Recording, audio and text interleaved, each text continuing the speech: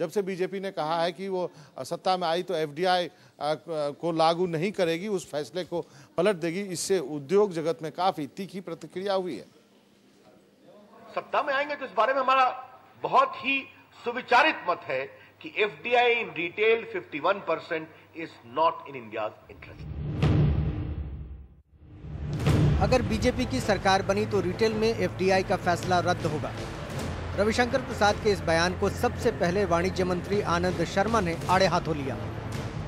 Bharatiya Janata party एक प्रमुख विपक्षी दल है देश का, और उनका ऐसा बयान एक ही बात को प्रकट करता है कि उनका दोहरे मापदंड और दिवालियापन।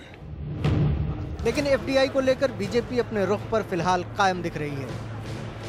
वेंकैया नायडू मनमोहन सिंह के लिखे 2 पुराने खत ले आए हैं जब वो राज्यसभा में विपक्ष के नेता थे। इन खतों के मजमून से बीजेपी उनको रिटेल में एफडीआई का विरोधी साबित कर रही है। केवल वैचारिक कारण नहीं है जो अर्थव्यवस्था पर व्यवहारिक प्रभाव पड़ेगा इसका, जिसकी वजह से हम इसका विरोध करते हैं।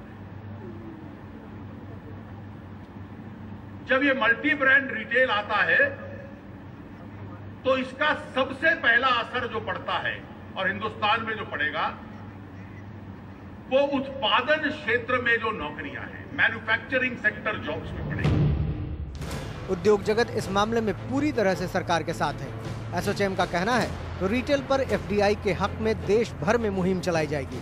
कोई भी सरकार ये फैसला पलट नहीं सकती। ये संभव नहीं होता है कि जो रिफॉर्म मेजर्स होते हैं उनको वापस लेना, क्योंकि इतनी देर तक काफ़ी गतिविधियां हो गई होती और तब तक जो है कंज्यूमर, इन्वेस्टर्स, फार्मर्स, ये सबको उनके सामने ये साफ हो जाएगा तब तक कि ये जो है रिटेल, जो मल्टी ब्रांड रिटेल का जो परमिशन दिया है, ये पूरे सब लोगों के लिए, पूरे सेक्टर के लिए और पूरे सेक्शंस के लिए ये फ़ायदेमंद है। कोई भी पॉलिसी हो उसमें कंटिन्यूटी रहे, जिससे कि इन्वेस्टमेंट में फैसिलिटीज़ हो, और कोई भी सरकार इस पॉलिसी को अगर कोई बदलाव भी लावे तो प्रोस्पेक्टिव इफेक्ट से लावे, जिससे कि जो इन्वेस्टमेंट किए गए हैं उसमें कोई एडवर्स इफेक्ट ना हो। इंडस्ट्री की दलील है कि चाहे मुद्दा मल्टी ब्रांड रिटेल सेक्टर में एफडीआई पॉलिसी से जुड़ा हो या फिर आर्थिक सुधार से जुड़ी किसी दूसरे पॉलिसी से, सत्ता में आने के बाद नई सरकारों को पुरानी नीतियों के साथ छेड़छाड़ नहीं करनी चाहिए, क्योंकि इसका बुरा असर निवेशकों पर पड़ेगा। दिल्ली में कैमरामैन सुरेश और अखिलेश शर्मा के साथ Himanshu Shekhar, NDTV India. India's #1 news app just got even better. Download NDTV's new app.